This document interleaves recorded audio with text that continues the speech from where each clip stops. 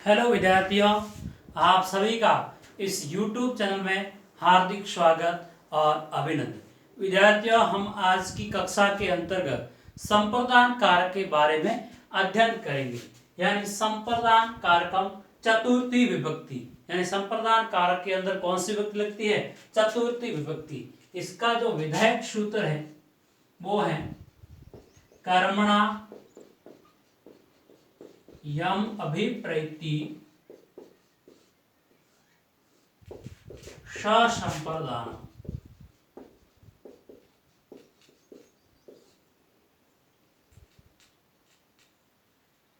कर्मणा यम अभिप्रैति ससंप्रदानम, यानी कर्म के द्वारा यम यानी जिसको, अभिप्रेति यानी संतुष्ट किया जाता है, वह क्या है? वह संप्रदान होता है।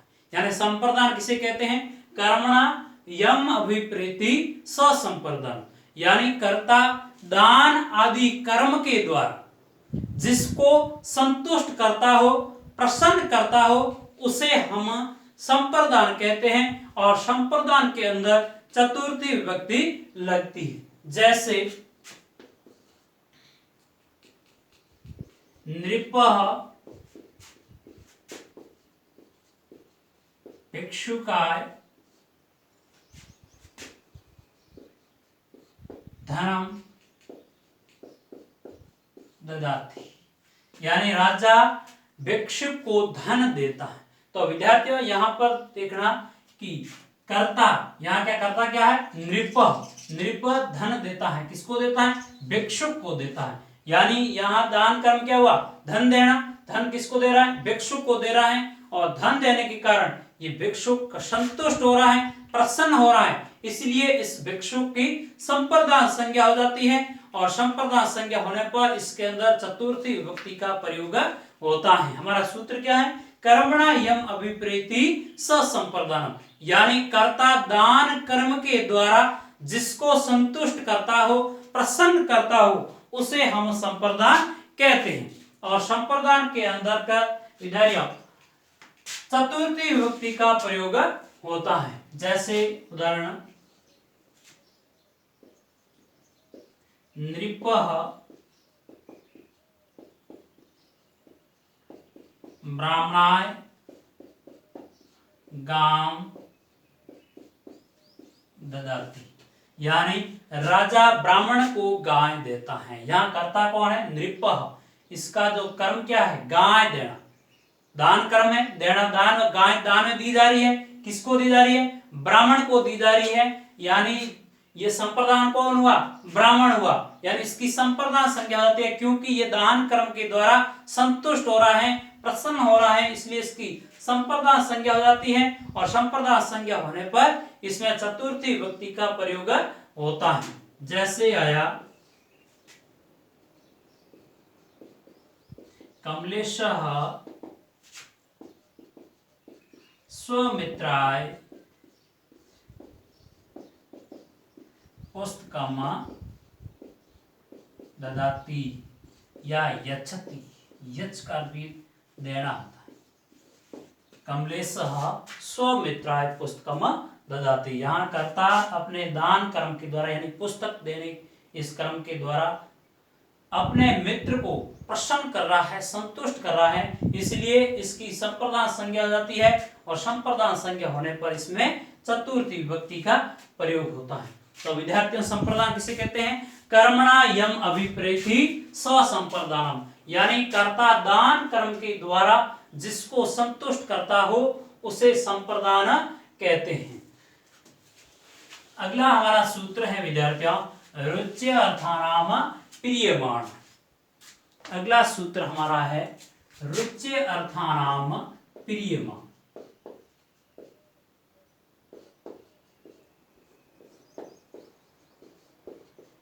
प्रियमाण विद्यार्थियों, सूत्र के अंदर ही उत्तर है। देखो, रुच्य अर्थानाम प्रियमाण, यानी रुचि अर्थ वाली धातुओं का प्रयोग होने पर जो प्रियमाण होता है उसकी संप्रदान संज्ञा हो जाती है और उसके अंतर्गत चतुर्थी विभक्ति का प्रयोग होता है। सूत्र क्या है? रुच्य अर्थानाम प्रियमाण, यानी रुचि अर्थ वाली धातुओं का प्रयोग होने पर जो प्रियमाण है उस प्रियमाण की संप्रदान संज्ञा हो जाती है, और संप्रदान संज्ञा होने पर उसमें चतुर्थी विभक्ति का प्रयोग होता है।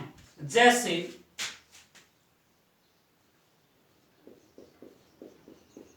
कृष्णाय दुग्धम रोचते। तो यहां ध्यान रखना विद्यार्थी, यहाँ रुचि अर्थ वाली धातु, यानी कृष्ण को दूध अच्छा लगता है, रुचिकर लगता है, यानी रुचि अर्थ वाली धातु का प्रयोग हुआ है।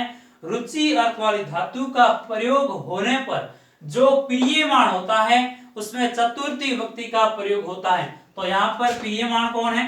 कृष्ण है। कृष्णाय दुग्धम रोचते, यानी कृष्ण को दुग्ध अच्छा लगता है। तो यहाँ रुचि अर्थ वाली धातु का प्रयोग होने पर यहाँ प्रियमाण जो कृष्ण है इसकी संप्रदान संज्ञा होकर इसमें चतुर्थी विभक्ति का प्रयोग होता है। जैसे बालक को लड्डू अच्छे लगते हैं, तो बालकाय मोदकमा रोचते, यानी बालक को लड्डू अच्छा लगता है। रुचि अर्थ वाली धातु आई है, रुचि अर्थ वाली धातु आने पर जो प्रियमाण है उसके अंतर्गत चतुर्थी विभक्ति का प्रयोग होता है। जैसे हरे भक्ति ही रोचते, हरे भक्ति रोचते, या फिर स्वदते। स्वदते का अर्थ भी क्या है? रुचि, यानी अच्छा लगना। स्वदते का अर्थ भी क्या है? अच्छा लगना। हरे भक्ति रोचते, यानी हरि को भक्ति अच्छी लगती। यहाँ प्रियमाण कौन हुआ? हरि हुआ। तो हरि की कौन सी संज्ञा हो गई? संप्रदान संज्ञा हो गई, और संप्रदान संज्ञा होने पर इसमें चतुर्थी विभक्ति का प्रयोग हुआ। तो हमारा सूत्र क्या है? रुचि अर्थानाम प्रियमाण, यानी रुचि अर्थ वाली धातुओं का प्रयोग होने पर जो प्रियमाण होता है उसकी संप्रदान संज्ञा हो जाती है, और उस प्रियमाण में चतुर्थी विभक्ति का प्रयोग होता है।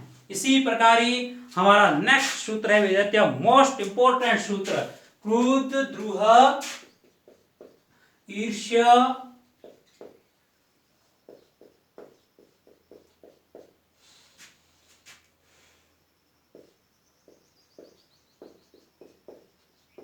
अर्थानाम यम प्रतिकोप। ये हमारा मोस्ट इंपोर्टेंट सूत्र है चतुर्थी विभक्ति का। क्रोध द्रोह ईर्ष्या असूय अर्थानाम यम प्रतिकोप। इसके अंदर चार धातुएं हैं। एक तो है क्रोध, द्रोह, ईर्ष्या और असूय। क्रोध यानी क्रोध करना, द्रोह यानी द्रोह करना, ईर्ष्या यानी ईर्ष्या करना, असूय यानी निंदा करना। इन अर्थ वाली धातुओं का प्रयोग होने पर यम प्रति कोप, यानी जिसके प्रति कोप आदि किया जाता है, यानी क्रोध किया जाता है, जिसके प्रति द्रोह किया जाता है, जिसके प्रति ईर्ष्या की जाती है, जिसके प्रति निंदा की जाती है, उसकी संप्रदान संज्ञा आ जाती है और उसमें चतुर्थी विभक्ति का प्रयोग होता है। जैसे देखते हैं क्रुद्ध, क्रुद्ध का अर्थ क्या है? क्रोध करना। जैसे आ गया पिता पुत्र पर क्रोध करता है, पिता पुत्र पर क्रोध करता है। तो यहाँ पर आने पर संप्रदान कारक होना चाहिए, लेकिन यहाँ पर आने पर अधिकरण कारक होना चाहिए, लेकिन यहाँ पर संप्रदान कारक हो जाता है। क्यों होता है? क्योंकि यहाँ पर क्रोध धातु आ गई है।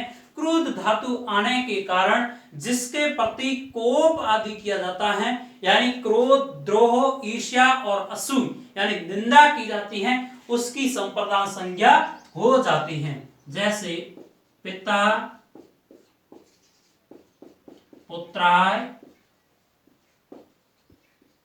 क्रुध्यति, पिता पुत्राय क्रुध्यति, यानी पिता पुत्र पर क्रोध करता है। तो यहाँ पर पुत्र की क्या हो गई? संप्रदान संज्ञा हो गई। क्यों हो गई? क्योंकि यहाँ क्रोध धातु आ गई है। क्रुद्ध धातु आने के कारण जिसके प्रति नियम क्या है, यम प्रति कोपः, यानी जिसके प्रति कोप किया जाता है उसकी संप्रदान संज्ञा हो जाती है और उसमें चतुर्थी विभक्ति का प्रयोग होता है। यानी यहाँ पिता किस पर क्रोध कर रहा है, पुत्र पर क्रोध कर रहा है, यानी पुत्र के प्रति क्रोध कर रहा है, तो यहाँ पुत्र के अंदर चतुर्थी विभक्ति का प्रयोग होगा। इसी प्रकार ही जैसे दुर्जनः सज्जनाय क्रुध्यति, यानी दुर्जन सज्जन पर क्रोध करता है, यानी किसके प्रति क्रोध हो रहा है, किसके प्रति कोप हो रहा है, सज्जन के प्रति, तो सज्जन में कौन सी विभक्ति लग जाएगी, चतुर्थी विभक्ति का प्रयोग हो जाएगा। इसी प्रकार द्रुह, यानी किंकरः नृपाय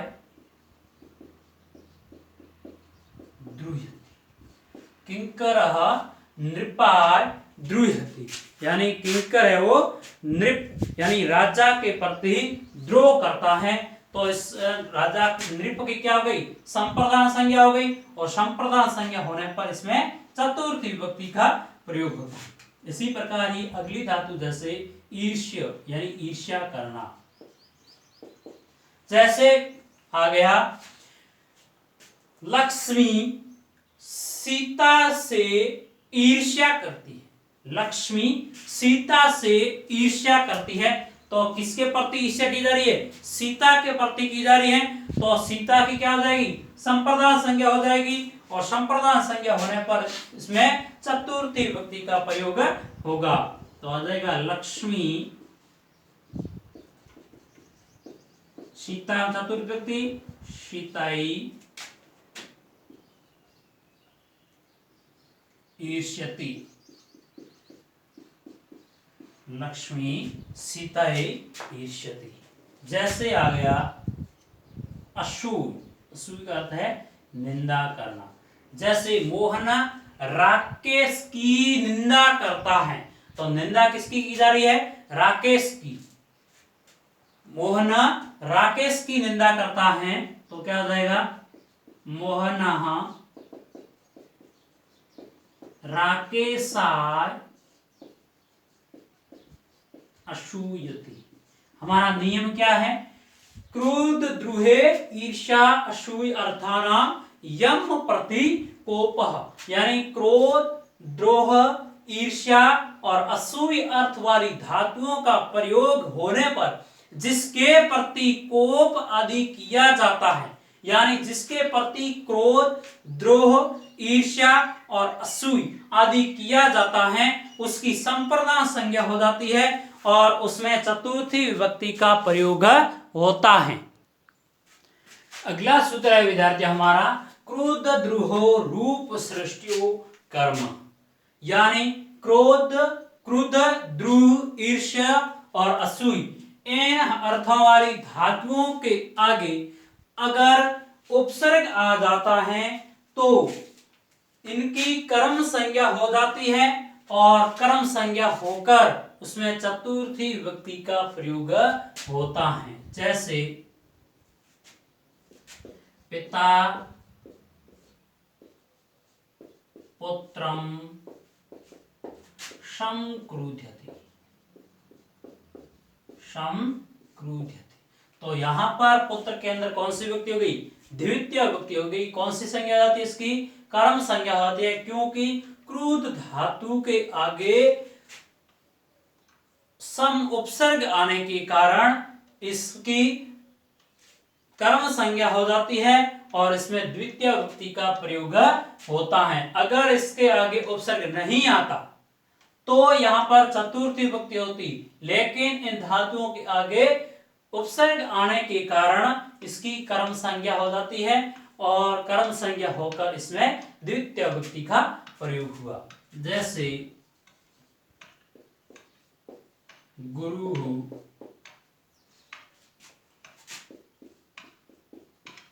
शिष्यम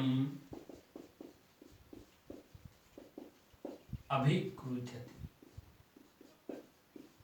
यानी ये उपसर्ग आया है, क्रुद्ध धातु के आगे उपसर्ग आने के कारण इस शिष्य के अंदर द्वितीय विभक्ति का प्रयोग हो गया, क्योंकि इसकी क्रम संज्ञा आ जाती है। क्यों हो जाती हैं? क्योंकि क्रुद्ध धातु के आगे उपसर्ग आ गया, इसलिए। इसी प्रकार जैसे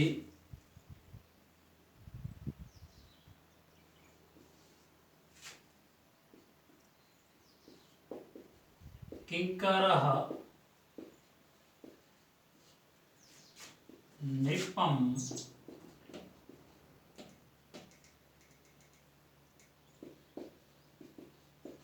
शमद्रुह्यति, किंकरः नृपं शमद्रुह्यति। तो यहाँ पर नृपम इसकी कर्म संज्ञा आती है। क्यों हो जाती है? क्योंकि द्रु धातु के आगे सम उपसर्ग आने के कारण इसकी कर्म संज्ञा आती है और इसमें द्वितीय विभक्ति का प्रयोग होता है। अगर क्रुद्ध, द्रु, ईर्ष्य, असूय अर्थ वाली धातुओं के आगे उपसर्ग नहीं आता है तो इसमें चतुर्थी विभक्ति लगानी है। अगर उपसर्ग आ जाता है तो हमें कर्म संज्ञा करके द्वितीय विभक्ति का प्रयोग करना है। क्रुद्ध, द्रु, ईर्ष्या अर्थानाम, ईर्ष्या, असूय अर्थानाम यम प्रतिकोपः, और एक सूत्र है क्रुद्ध, द्रुहो रूप सृष्टियो कर्मः। एक दूसरे के विपरीत सूत्र हैं, क्योंकि इसमें अगर इन धातुओं के आगे अगर उपसर्ग नहीं आता है तो हमें चतुर्थी विभक्ति करनी है, अगर उपसर्ग आ जाता है तो हमें द्वितीय विभक्ति का प्रयोग करना है। इसी प्रकार ही विद्यार्थियों अगला हमारा मोस्ट इंपोर्टेंट सूत्र रहेगा थारे रुत्मर्णः। थारे रुत्मर्णः,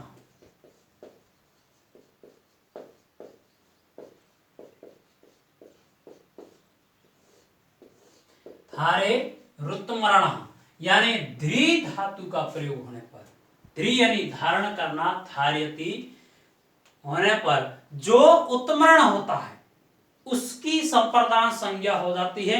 उत्मरण विद्यार्थियों, उत्मरण का अर्थ होता है ऋण दाता, कर्ज दाता, यानी जो महाजन है, सेठ है, जो साहूकार है, उसकी संप्रदान संज्ञा हो जाती है और उसमें चतुर्थी विभक्ति का प्रयोग होता है। जैसे आ गया देवदत्त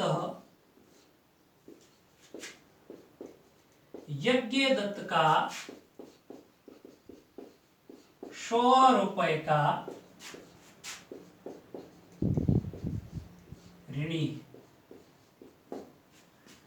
देवदत्त यज्ञदत्त का 100 रुपए का ऋणी।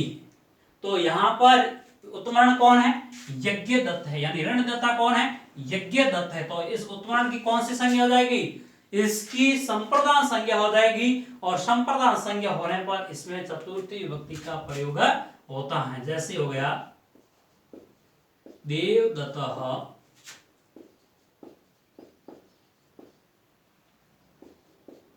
यज्ञदत्ताय 100 धार्यति, यानी देवदत्त यज्ञदत्त का 100 रुपए का ऋणी। अगला जैसे उदाहरण आ गया रमा लक्ष्मी की 100 रुपए की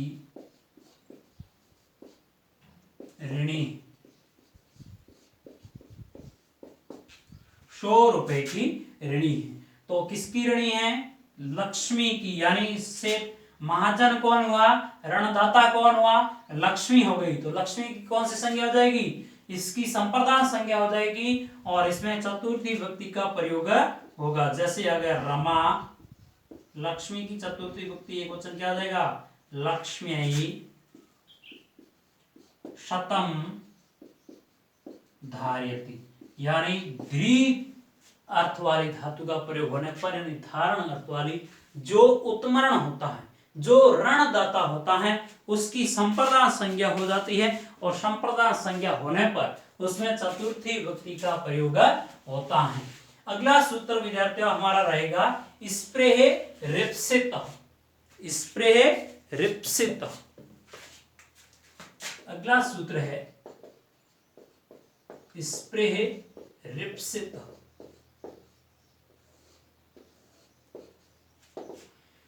स्प्रेह यानी स्पृह, इच्छा करना। स्पृह का अर्थ क्या है? इच्छा करना।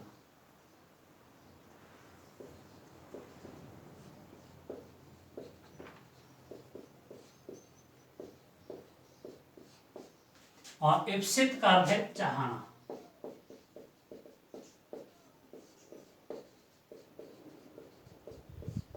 चाहना या जिसकी इच्छा की जाती है।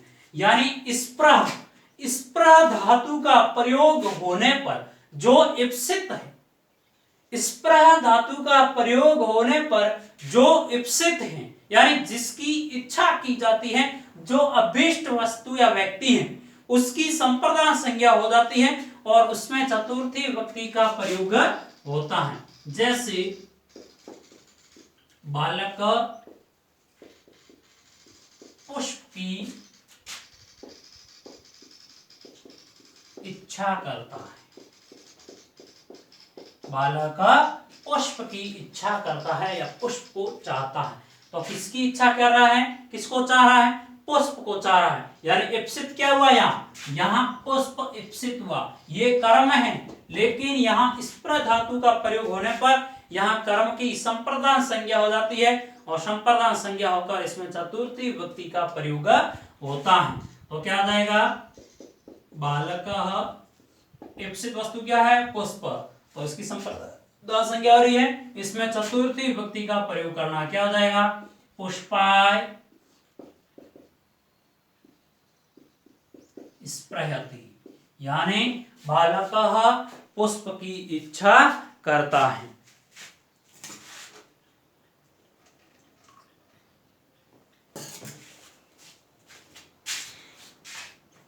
इसी प्रकार जैसे आ गया कृष्ण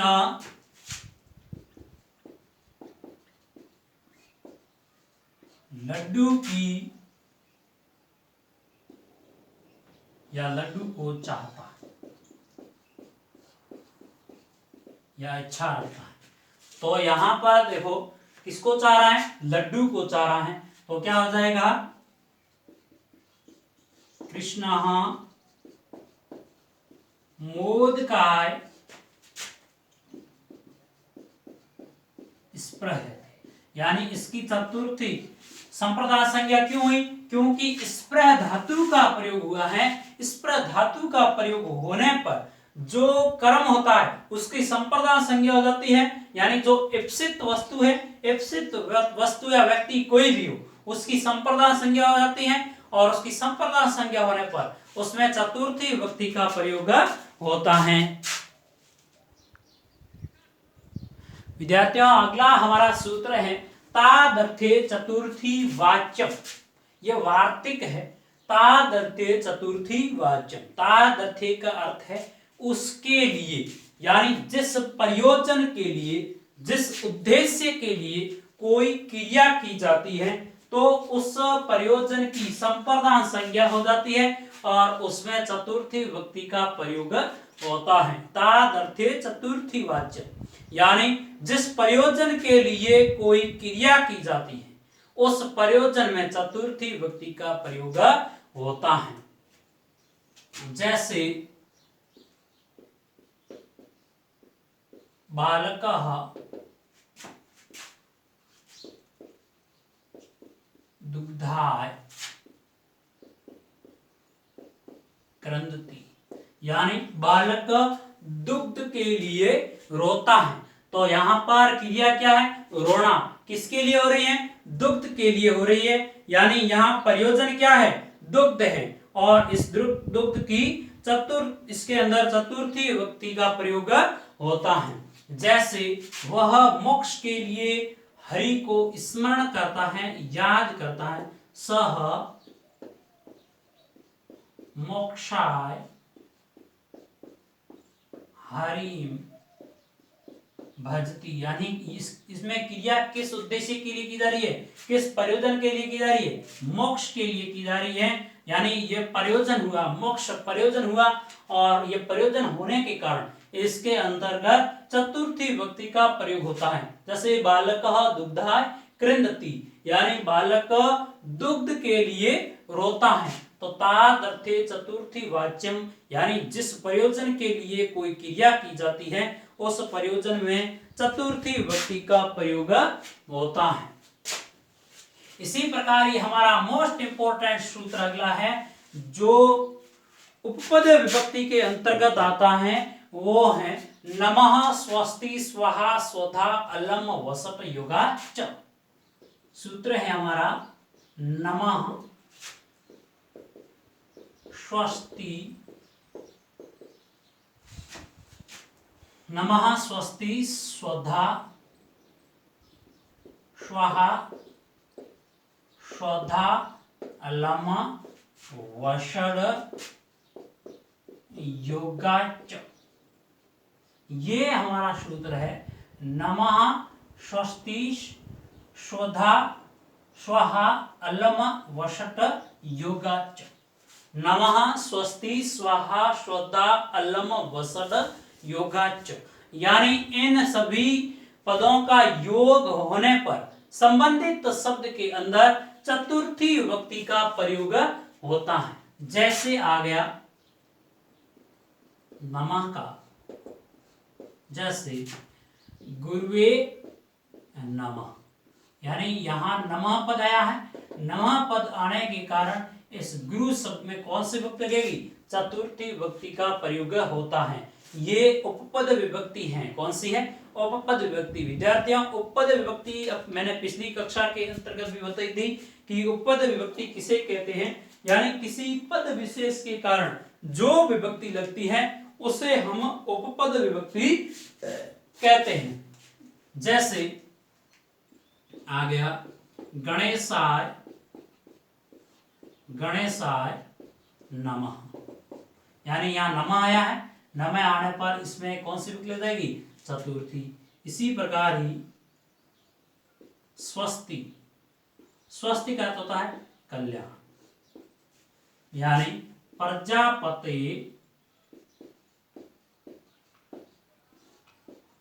स्वस्ति, यानी प्रजापति का कल्याण हो। प्रजापते स्वस्ति, स्वस्ति आया है। स्वस्ति आने के कारण इस प्रजापति शब्द में चतुर्थी विभक्ति का प्रयोग हुआ है। जैसे आ गया स्वाहा, स्वाहा का अर्थ भी क्या है? कल्याण। तो क्या हो जाएगा? जैसे अग्ने स्वस्ति, अग्ने स्वाहा, अग्ने स्वाहा, यानी ये स्वा आया। स्वा आने के कारण इस अग्नि में कौन सी विभक्ति लग गई? चतुर्थी विभक्ति लग गई। जैसे यहां आ गया श्रद्धा, श्रद्धा का अर्थ होता है हवि का दान। श्रद्धा का अर्थ क्या है? हवि का दान। तो क्या हो जाएगा यहां पर? जैसे आ गया पितृभ्य, पितृभ्य श्रद्धा, पितृभ्य श्रद्धा, यानी पितृ शब्द आने पर, यानी पितरों को जो हवि का दान दिया जाता है तो श्रद्धा शब्द का प्रयोग किया जाता है। लेकिन जैसे किसी देवता को हवि का दान दिया जाता है तो वसट शब्द का प्रयोग किया जाता है। किसका किया जाता है? वसट शब्द का। जैसे आ गया सूर्याय वसट, यानी सूर्य के अंदर चतुर्थी विभक्ति क्यों लगी? क्योंकि यहाँ वसट शब्द आया है। इसी प्रकार ही जैसे आ गया अल्लम, अल्लम का अर्थ यहाँ होता है पर्याप्त या समर्थ। अल्लम शब्द का प्रयोग दो विभक्तियों में होता है। एक तो होता है तृतीया विभक्ति के अंतर्गत और एक होता है चतुर्थी विभक्ति के अंतर्गत। तृतीया विभक्ति में प्रयोग होता है उस अल्लम का अर्थ होता है मना करना या निषेध करना, यानी निषेधार्थक अल्लम का प्रयोग तृतीया विभक्ति में होता है। लेकिन पर्याप्त या समर्थ अल्लम का प्रयोग यहाँ चतुर्थी विभक्ति के अंतर्गत होता है। जैसे आ गया दैत्येभ्यो हरि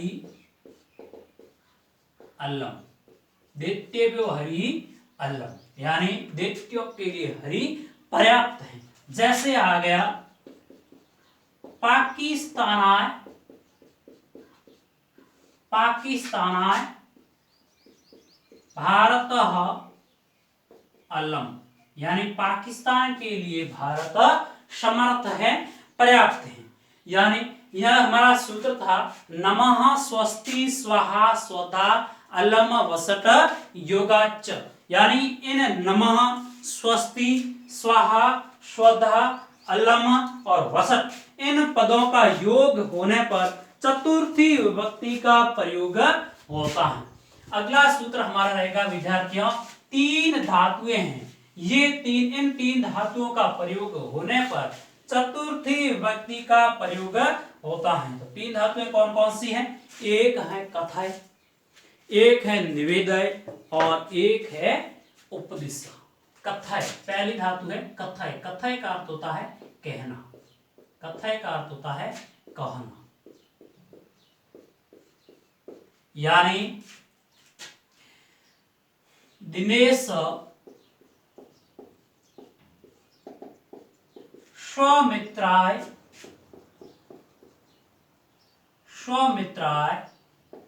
कथयति। यानी दिनेश अपने मित्र को कहता है।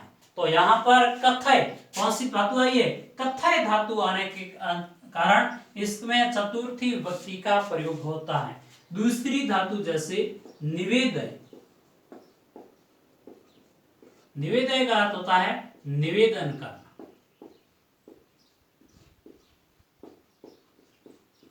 निवेदय का अर्थ है निवेदन करना। जैसे आ गया शिष्य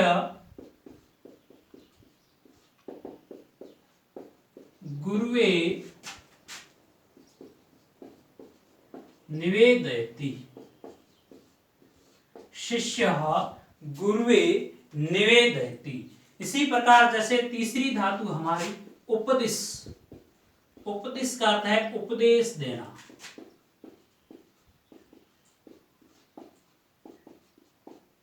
उपदेश देना।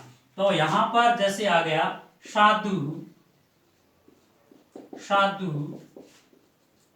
सज्जनाय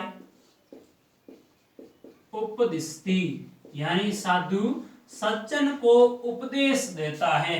तो यहाँ पर ये तीन धातुओं कथय, निवेदय और उपदिश, यानी इन तीन धातुओं का प्रयोग होने पर चतुर्थी विभक्ति का प्रयोग होता है। तो विद्यार्थियों हमारा सबसे पहला सूत्र था कर्मणा यम अभिप्रेति स्वसंप्रदानम। यानी कर्ता जिसे दान कर्म के द्वारा संतुष्ट करता हो उसे हम संप्रदान कहते हैं और उसमें चतुर्थी विभक्ति का प्रयोग होता है। इसके बाद दूसरा हमारा सूत्र था रुच्य अर्थानाम प्रियमाण। यानी रुचि अर्थ वाली धातुओं का प्रयोग होने पर जो प्रियमाण होता है उसकी संप्रदान संज्ञा हो जाती है और उसमें चतुर्थी विभक्ति का प्रयोग होता है। इसी प्रकार ये हमारा सूत्र था धारे ऋतुमरण। यानी जो उत्मरण होता है धी धातु